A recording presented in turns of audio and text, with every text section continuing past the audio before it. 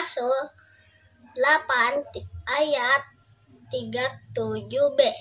Aku percaya bahwa Yesus Kristus adalah anak Allah. Amin. Tuhan Yesus memberkati. Shalom, selamat pagi adik-adik. Selamat pagi Kak Retno. Selamat pagi Indra.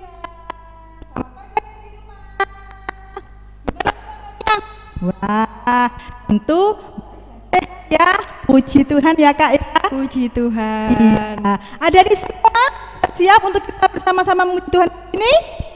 Yeay. Yuk kita mau memulai ibadah kita hari ini dengan penuh sukacita bersama teman-teman semua untuk memuji nama Tuhan. Ya, yuk kita mau berdoa terlebih dahulu ya adik-adik. Lipat tangan, tutup mata, kita mau berdoa. Selamat pagi Tuhan Yesus yang baik. Terima kasih karena Tuhan Yesus begitu mengasihi saya dan teman-teman semua. Terima kasih Tuhan, hari ini saya sudah siap untuk kembali sekolah minggu untuk bersama-sama memuji nama Tuhan dan belajar firman Tuhan. Berkatilah saya dan teman-teman semuanya. Terima kasih Tuhan Yesus, di dalam nama Tuhan Yesus saya berdoa dan mengucap syukur. Haleluya, amin. Yuk kita bersama-sama memuji nama Tuhan dengan penuh sukacita, sebab kasih Tuhan Yesus ternyata melimpah bagi kita semua. Ada sukacita di hatiku. Adalah sukacita di hatiku, di hatiku, di hatiku adalah sukacita di hatiku, diberikan Tuhanku. Adalah sukacita di hatiku, di hatiku, di hatiku adalah sukacita di hatiku, diberikan Tuhanku. Aku bersyukur, bersukacita karena kasih Yesus di hatiku. Aku bersyukur, bersukacita karena kasih Yesus di hatiku. Ya, biarlah kita semua senantiasa bersukacita di dalam Tuhan Yesus, memuji nama Tuhan dan bersyukur kepada Tuhan setiap hari. Ada sukacita di hatiku. Adalah sukacita di hatiku, di hatiku, di hatiku adalah sukacita di hatiku, diberikan Tuhanku. Aku bersyukur, bersukacita karena kasih Yesus di hatiku. Aku bersyukur, bersukacita karena kasih Yesus di hatiku.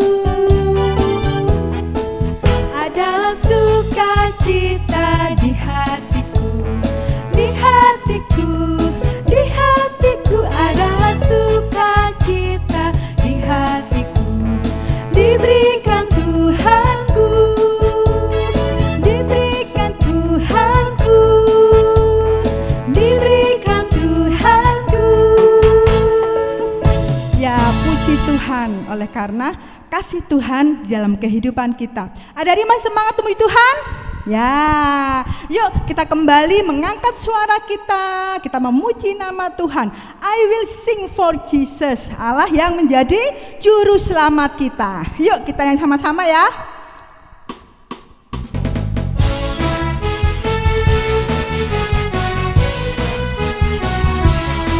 I will sing for Jesus, kita mau memuji dan menyembah nama Tuhan. I will sing for Jesus, aku memuji Tuhanku. I will worship Jesus, aku menyembah Tuhanku.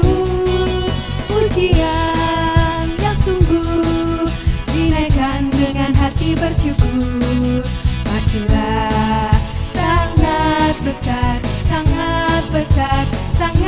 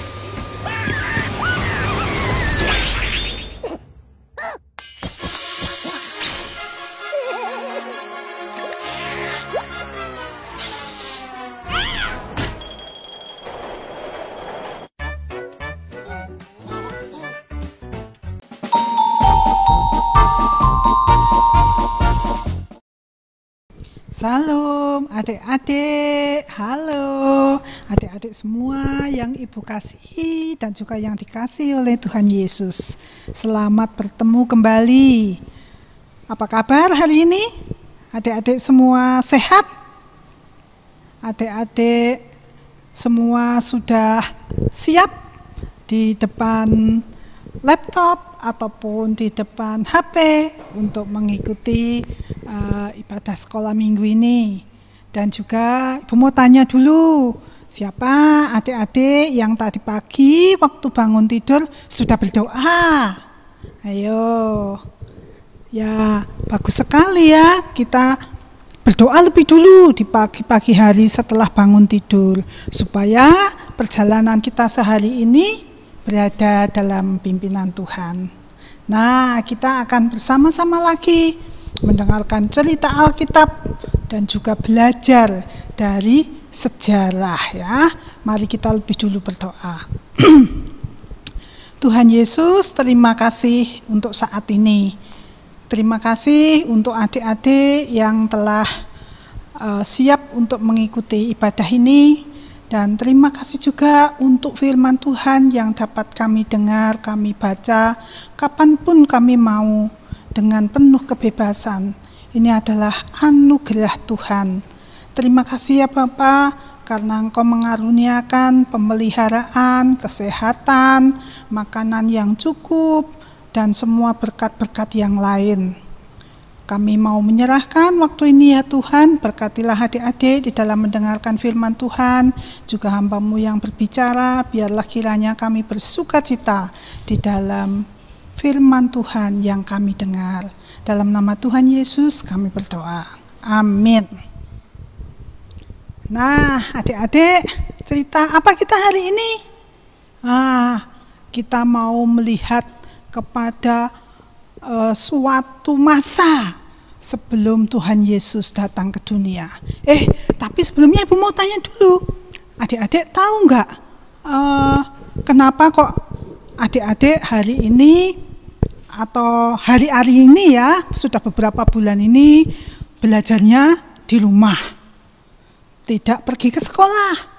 Terus adik-adik juga nggak boleh pergi ke mall, nggak boleh main bersama teman-teman seperti biasanya. Kenapa? Ayo coba. Nah, adik-adik ada yang tahu loh. Iya, benar. Karena saat ini sedang terjadi wabah penyakit yang berbahaya, yang bisa menular, dan yang juga belum ada obatnya. Wah, adik-adik, ngeri sekali ya. Kita harus selalu berdoa kepada Tuhan agar dilindungi, tetapi juga kita harus waspada, kita harus berhati-hati supaya kita tidak tertular. Karena kalau kita tertular, waduh, seisi rumah bisa tertular semua adik-adik. Kasihan dong ya papa, mama, kakak, adik gitu. Nah, penyakit apa sih itu namanya? Ada yang tahu nggak?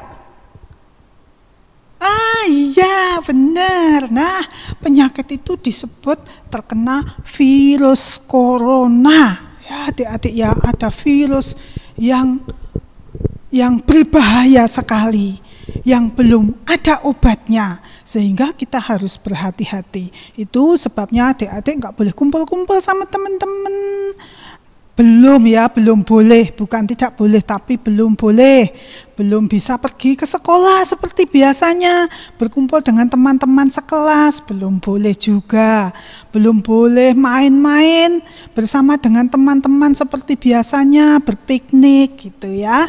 Nah, itu zaman sekarang. Nah, adik-adik tahu sudah banyak sekali loh orang yang terkena penyakit ini, dan sedih sekali karena kalau kena sakitnya ini adik-adik mereka harus diasingkan, mereka harus tinggal di rumah, tidak boleh keluar sama sekali minimal 14 hari, 2 minggu, lama ya.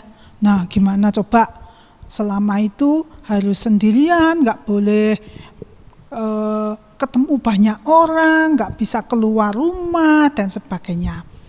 Nah, itu sekarang. Tapi adik-adik, zaman dulu sebelum Tuhan Yesus datang ke dunia, dan bahkan pada waktu Tuhan Yesus datang ke dunia, ada juga loh penyakit yang seperti itu. Penyakit yang belum ada obatnya. Kalau orang kena penyakit ini, dia harus diasingkan sendirian.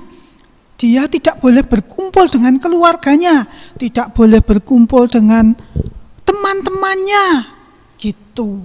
Penyakit apa itu kira-kira ya? Penyakit itu juga menular adik-adik. Nah, itu namanya sakit kusta. Nah, sakit kusta itu seperti apa ya? Seperti bisul-bisul yang penuh di kulit-kulit badan gini. Nanti lama-lama jari-jarinya itu bisa patah. Karena banyak bisul-bisulnya itu terus busuk, patah-patah. Lama-lama bisa hilang semua loh jarinya. Ngeri kan? Nah, yang ibu mau ceritakan apa ini jadi sekarang? Nah, pada waktu itu, pada waktu masih ada kerajaan Israel, nah ada seorang perwira, seorang pahlawan yang baik, yang menjadi andalan negaranya. Negara mana itu? Bukan negara Israel adik-adik, tapi negara Aram. Nah, negara lain ya, bukan Israel. Nah, namanya adalah Bapak Naaman, gitu ya. Pak Naaman ini kena sakit kusta. Waduh, sedih sekali dia. Dia nggak boleh ketemu siapa-siapa. Dia tidak dapat bertugas. Dia sendirian di suatu rumah gitu. Terus dia juga takut karena belum ada obatnya. Nanti bagaimana ini? Saya pasti mati gitu pikiran Bapak Naaman. Nah, tapi Bapak Naaman ini punya seorang pelayan, punya seorang pembantu rumah tangga yang bantuin Bu Naaman, bantuin bersihin rumah, bantuin masak, bantuin nyuci, bantuin apa saja gitu ya. Nah, pelayannya ini masih kecil ya, seorang perempuan, masih kecil, gadis kecil gitu. Nah, si gadis kecil ini bukan orang Aram. Gadis kecil ini dulu diperoleh dari negara Israel, dari kerajaan Israel. Lah, di kerajaan Israel pada waktu itu kan ada nabi-nabi ya, dan pada waktu itu yang sedang hidup menjadi nabi di Israel adalah Nabi Elisa. Lah, si gadis kecil ini juga tahu bahwa ada Nabi Elisa, dan banyak orang yang sakit datang kepada Nabi Elisa untuk didoakan terus sembuh gitu. Dia tahu ceritanya. Terus gadis kecil ini bilang sama Bu Naaman, dia bilang gini, Bu, seandainya Pak Naaman ini bisa pergi ke Israel, di sana ada loh seorang nabi yang dapat mendoakan supaya Pak Naaman bisa sembuh gitu. Wah, apa betul itu? Kata Bu Naaman. Iya Bu, banyak sekali orang yang sudah disembuhkan dan menerima pertolongan karena didoakan Nabi Elisa ini gitu.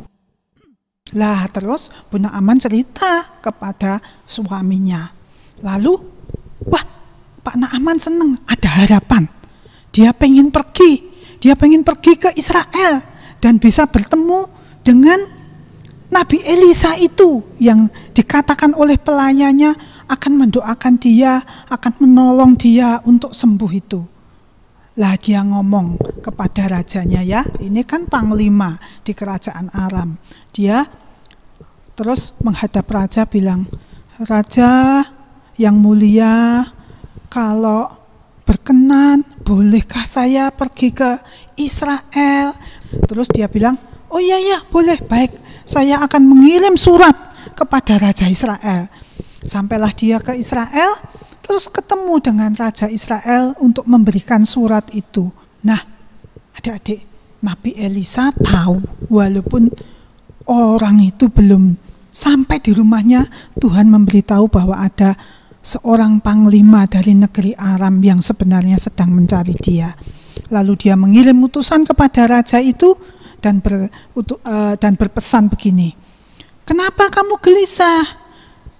Bawa saja panglima tamu itu ke tempat saya," gitu katanya. Nah, terus raja menyuruh Pak Naaman dan prajurit-prajurit ini, rombongan ini, untuk diantar ke rumah Nabi Elisa di Yerusalem ya. Yerusalem itu adalah ibu kota kerajaan Israel pada waktu itu. Jadi disitulah Nabi Elisa tinggal. Nah, pergilah mereka diantar oleh pegawai raja Israel itu ke rumah Nabi Elisa. Sampai di depan rumah Nabi Elisa, terus Nabi Elisa sudah tahu. Jadi sebelum mereka bilang apa-apa, Nabi Elisa bilang begini, "Pak, mandilah di sungai Yordan 7 kali. Nanti kamu akan sembuh," gitu. Sungai Yordan itu di mana toh?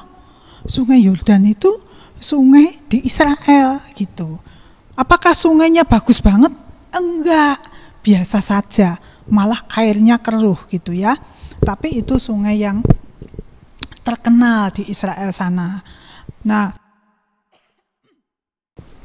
dulu pada waktu ada Yohanes Pembaptis, mereka Yohanes Pembaptis itu juga membaptis orang-orang di sungai Yordan ini. Maaf.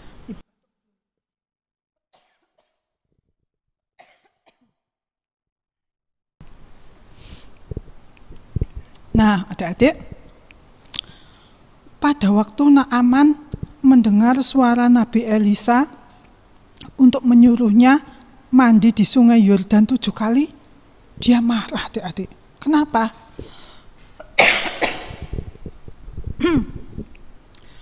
Karena air sungai Yordan itu kotor dan perintahnya itu sederhana sekali ya. Dia mikirnya gini, "Weh, jauh-jauh dari negara Aram ke Israel, perjalanannya lama, sampai di tempat Nabi Elisa cuma disuruh mandi di sungai yang kotor."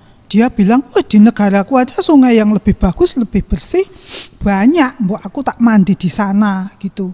Terus saking dia marah, dia nggak mau mandi, dia mau pulang.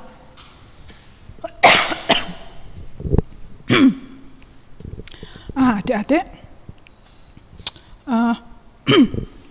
pada waktu dia nggak mau mandi terus mau pulang, prajurit-prajuritnya bilang gini, "Pak Naaman, kan yang disuruh Nabi itu kan gampang aja toh, cuman mandi 7 kali, celup 7 kali, sudah. Nah, nggak susah kan? Kenapa nggak dituruti aja? Ya pokoknya sembuh atau tidak sembuh, turuti dulu." Katanya Nabi Elisa kan kalau berdoa, mendoakan orang, terus orang sakitnya bisa sembuh gitu. Terus Naaman berpikir-pikir, iya ya, kenapa nggak dicoba aja gitu. Terus akhirnya dia turun ke sungai Yordan. Nah, dekat aja dari situ ya. Dia turun, masuk ke sungai, dia mencelupkan dirinya 7 kali. Setelah dia keluar dari sungai, apa yang terjadi adik-adik? Wah, kustanya hilang, kulitnya bersih, mulus kayak kulit bayi. Wih, bisul-bisulnya sudah nggak ada lagi, rasa sakit di jari-jarinya sudah nggak ada lagi. dia sehat. Wah, dia tercengang. Dia bilang gini, benar-benar Tuhannya orang Israel ini sangat berkuasa. Tuhan Bapa di surga yang disebut Bapa sama orang Israel itu sangat berkuasa. Ternyata aku sembuh. Wah, senang sekali, aduh, bersyukur rasa hatiku, kata Naaman. Terus dia menyesal, dia sudah ngomong kasar tadi, dia sudah marah, disuruh mandi nggak mau. Dia kembali ke rumah Nabi Elisa, dia berterima kasih.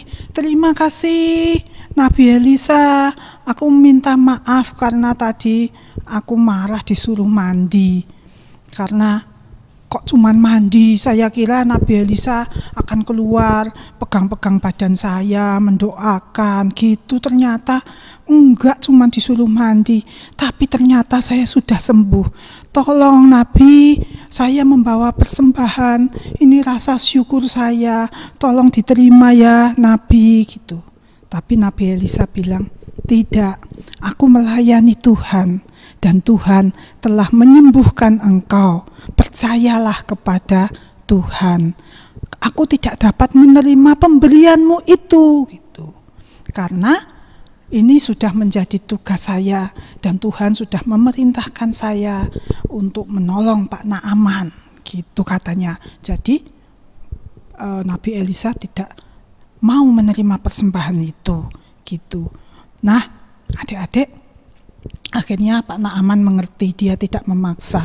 Ya sudah, sekarang yang jelas saya akan percaya kepada Allahnya orang Israel. Ternyata Allahnya orang Israel sungguh-sungguh berkuasa, katanya. Sekalipun nanti saya kembali ke negeri saya tetap akan menyembah Tuhan Allah yang pada waktu itu disebut Yehuwah, ya, Tuhan Bapa di surga. Nah, adik-adik, begitulah ceritanya. Jadi Naaman sudah sembuh. Nah, adik-adik, sekarang yang ibu mau tanya nih, Naaman itu kan sakit ya, terus jauh-jauh dia datang ke Israel, terus ke rumah Nabi Elisa, terus sama Nabi Elisa disuruh mencelupkan diri di sungai Yordan. Nah, seandainya Pak Naaman ini nggak mau mandi di sungai Yordan, bisa sembuh nggak kira-kira? Walaupun di situ ada Nabi Elisa yang sebagai nabi mendoakan dia dan Tuhan memberikan kuasa kepadanya untuk dapat menyembuhkan orang. Tapi kalau Naaman sendiri tidak mau mengikuti perintah nabi itu, bisa enggak sembuh? Ayo. Iya, benar. Enggak bisa ya. Lalu dia tidak mau melakukan apa yang disarankan, tidak mau melakukan apa yang diperintahkan, ya pasti enggak bisa sembuh. Tapi karena dia melakukannya, maka dia sembuh. Nah, adik-adik, sebenarnya beginilah kita semua. Kita ini punya bagian, Tuhan juga punya bagian. Bagian kita kalau kita ini sehat adalah menjaga kesehatan kita. Terus bagiannya Tuhan apa? Bagiannya Tuhan memberkati adik-adik yang mau menjaga kesehatan supaya tidak sakit, gitu ya. Nah, kalau adik-adik sakit, apa bagiannya? Ya, berupaya untuk sembuh dengan cara, Papa sama Mama nyuruh apa ya? Misalnya, jangan berhujan-hujan, ya harus ditaati, gitu. Nih, kamu minum obat, kata Mama, ya harus diminum obatnya, gitu. Bagian Tuhan apa? Memberkati adik-adik pada waktu minum obat, pada waktu istirahat, sehingga bisa sembuh. Nah, kalau adik-adik sekolah, terus pengen nilainya bagus, pengen jadi pinter gitu ya, pokoknya pengen jadi pinter. Nah, terus berdoa kepada Tuhan, Tuhan saya pengen pinter, saya pengen naik kelas, saya pengen lulus, tapi adik-adik nggak mau belajar. Nah, bisa nggak adik-adik lulus? Tapi adik-adik sudah berdoa nih sama Tuhan, udah minta lulus, minta naik kelas, tapi nggak mau belajar, bisa nggak lulus? Ya pasti nggak bisa dong. Kenapa? Karena adik-adik nggak melakukan bagiannya. Bagiannya adik-adik sebagai seorang yang belajar apa? Ya belajar. Setiap hari harus belajar.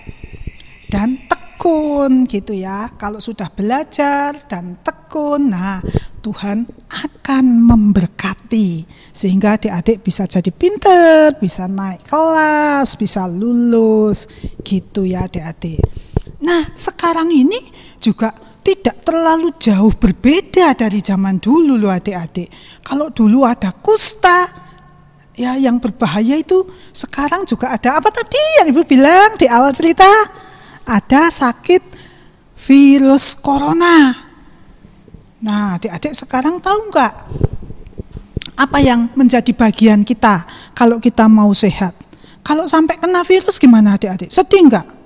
Wah pasti sedih, rasanya badan sakit, nggak bisa bernafas, nggak suka makan, nggak bisa mencium masakan yang sedap. Kan kalau ada masakan tercium ya, kalau mama masak, enak sekali, bau ayam goreng gitu. Adik-adik nggak bisa kalau sakit kena corona, nggak bisa mencium aroma ayam goreng gitu. Nah terus badannya juga sakit. Terus nggak boleh ketemu orang banyak. Terus apalagi macam-macam. Harus berjemur, harus minum ini dan itu. Nah adik-adik, supaya kita tetap sehat dan tidak terkena virus corona yang sekarang ini sedang melanda dunia, sedang menjadi wabah, bagian kita apa? Ayo, siapa yang tahu bagian kita apa? Nah, bagian kita adalah berhati-hati dengan cara apa? Ada 4M adik-adik. Apa itu 4M? Pertama, adik-adik kalau ketemu orang harus pakai masker. Ya, ini contohnya ya. Nih, pakai masker. Ibu kalau nggak sedang cerita, ibu juga pakai masker. Kecuali di rumah sendirian, tapi begitu ketemu orang, ibu pakai masker. Pertama apa? Harus pakai masker. Terus yang kedua apa? M-nya harus sering mencuci tangan. Nah, kalau adik-adik suka pegang uang misalnya, wah habis pegang uang harus cuci tangan pakai sabun loh adik-adik. Nggak boleh cuci biasa, pakai sabun ya, digosok-gosok gitu. Terus kalau adik-adik misalnya papa sama mama beli makanan, wah pakai tas kresek gitu ya, terus dikasih adik-adik. Nah adik-adik langsung buka tas kresek, langsung mau dimakan, boleh nggak? Nggak boleh. Jadi bagaimana? Harus cuci tangan dulu. Ya, cuci tangan dulu, dikeluarkan barangnya, makanannya itu, terus nanti kalau mau makan juga cuci tangan lagi. Habis makan cuci tangan lagi. Nah, pokoknya sering cuci tangan gitu ya. Kalau adik-adik keluar rumah, pegang pagar, pegang apa ya, macam-macam yang kalau misalnya ke toko, pegang meja. Kalau terpaksanya ya harus ke toko atau harus sedang disuruh mama, habis pegang-pegang itu nggak boleh pegang-pegang wajah, nggak boleh pegang-pegang badan, harus segera pulang. Terus apa? Cuci tangan ya di bawah air yang mengalir gitu. Atau bisa juga adik-adik pakai itu alkohol yang untuk nyuci tangan. Yang seperti ini, disemprot-semprot tuh ya alkohol. Pasti mama punya ya untuk tangan ya. Kalau Bu Hari, nah nih kalau mau pakai make semprot dulu ya, supaya bersih dulu. Yang ketiga apa adik-adik? Yang ketiga harus menjaga jarak dengan orang lain.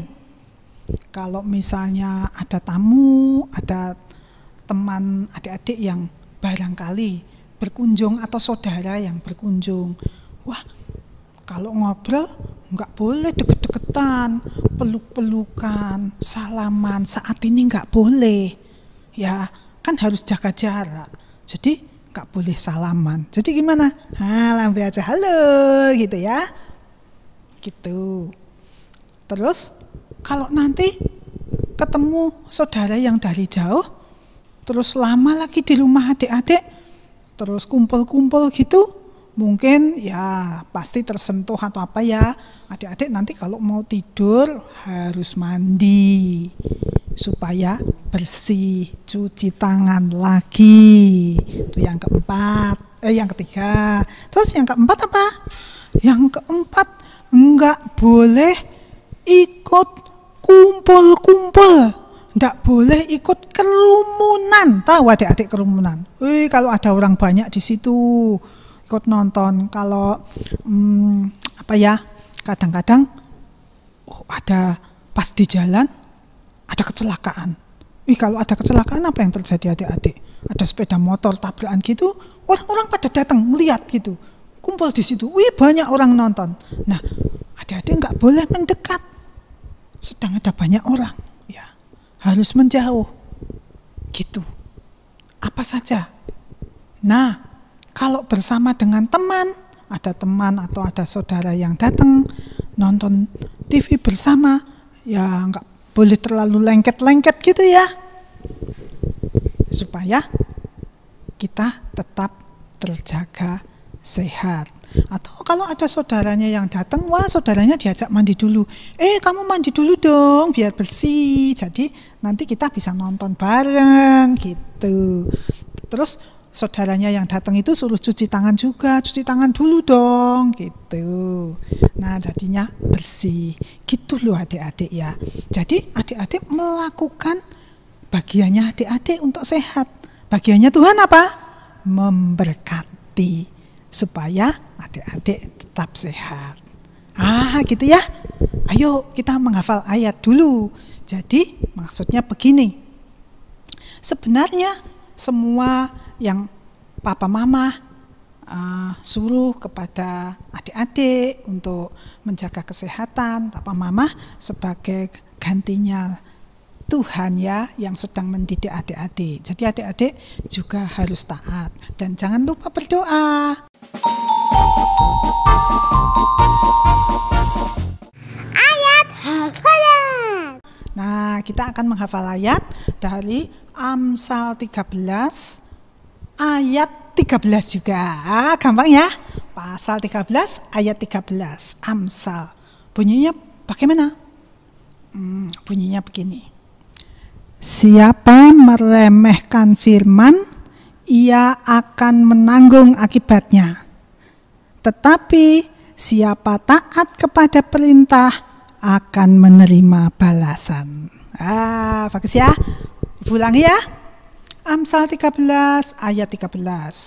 Siapa meremehkan firman, ia akan menanggung akibatnya. Tetapi siapa taat kepada perintah akan menerima balasan. Adik-adik bisa menghafalnya di rumah? Siapa tahu nanti kakak-kakak yang lain minta yuk adik-adik ngafal ayat. Nah, yang hafal ayat siapa tahu dapat hadiah kan? Ya, kita adik hafalkan sama-sama. Adik-adik hafalkan di rumah juga ya. Ingat ya, apa tadi bagian kita pada saat ini? 4M. Pakai masker, selalu mencuci tangan, terus menjaga jarak dengan orang lain, terus tidak boleh ikut kerumunan, tidak boleh ikut gerombolan, tidak boleh ikut kumpul-kumpul dekat-dekat gitu ya. Nah, adik-adik, kita akan bertemu lagi minggu depan. Ya, kita akan berdoa bersama-sama ya untuk menutup cerita firman Tuhan ini. Mari kita berdoa. Tuhan Yesus, terima kasih untuk pertolongan Tuhan bagi kami, pemeliharaan Tuhan bagi kami di masa wabah penyakit yang mendunia ini. Tolong kami masing-masing ya Tuhan, untuk terus tetap berdoa kepada Tuhan, mohon perlindungan, mohon pertolongan, mohon diberi kebijaksanaan dan senantiasa diingatkan Tolong supaya setiap adik-adik mau melakukan bagiannya untuk menjaga kesehatan dirinya. Karena dengan menjaga kesehatan dirinya, adik-adik juga menjaga kesehatan papa mama dan kakak adik mereka. Terima kasih ya Tuhan untuk firman Tuhan yang terus mengingatkan kami. Terima kasih ya Tuhan untuk cerita Naaman yang telah menjadi contoh bagi kami, dan juga agar firman-Mu akan terus diingat oleh kami semua. Dan Tuhan juga kiranya terus memberkati adik-adik di dalam belajar, di dalam mentaati orang tua, dan melakukan segala sesuatu, dan menyerahkan mereka sekaliannya di dalam kasih karunia Tuhan Yesus. Di dalam nama Juru Selamat kami, Yesus Kristus, kami berdoa. Nah, adik-adik, sampai ketemu lagi minggu depan. Tuhan Yesus memberkati. Dadah.